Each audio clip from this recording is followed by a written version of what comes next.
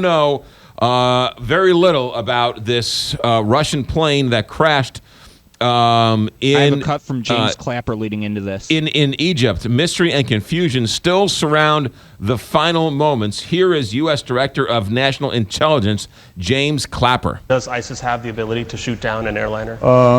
It's unlikely, but I wouldn't rule it out.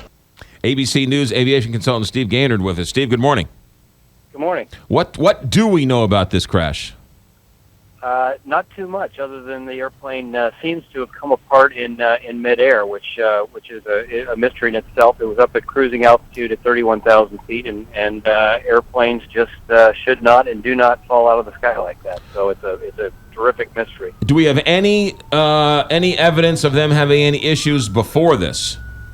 No, in fact, this has happened quite suddenly, and so it's going to be interesting to listen to the cockpit voice recorders, because if there was something like a bomb, that will be heard on the cockpit voice recorders. If it was something where it was a catastrophic structural failure where the airplane came apart, then they'll be able to listen to wind noise there. But the traditional black box of being able to provide all the things that are going on with the systems on the airplane won't be as much help, because this happens so instantaneously.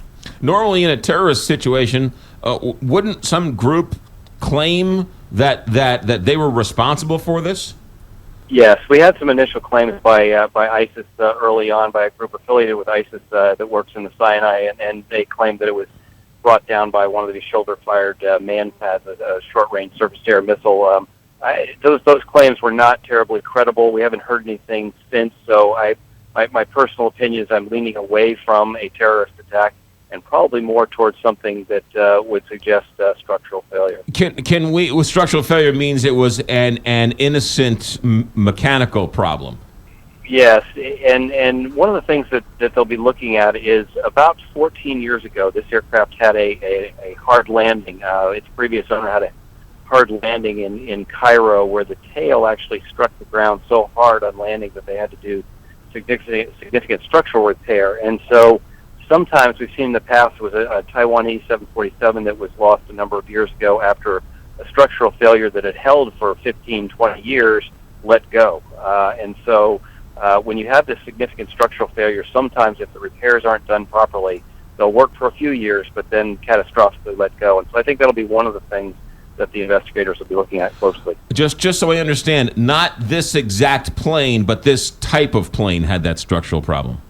No, this exact plane had a tail strike in Cairo in 2001 that required significant structural repair.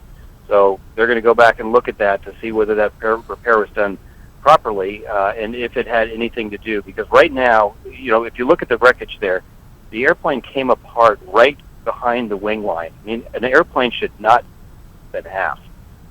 These are strong. People are afraid that the airplane gets bounced around. But these are strong airplanes, and for it to snap in half, there just seems to be. You would just think that something somewhere was not right, whether it was a flaw or an improper repair.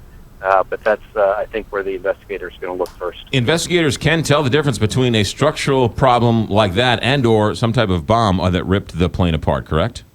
You bet. There's all sorts of metallurgical forensics that will go into this. They'll look at the way the metal's twisted, the way it broke. They'll do scanning electron microscope work. They'll look for potential bomb residue. They'll look for potential shrapnel. So it's really a crime scene investigation on the desert floor there that's going to take a while and require a lot of scientific discovery and evidence. Steve Gaynord, ABC News aviation consultant. Steve, thank you very much for your time. Thank you.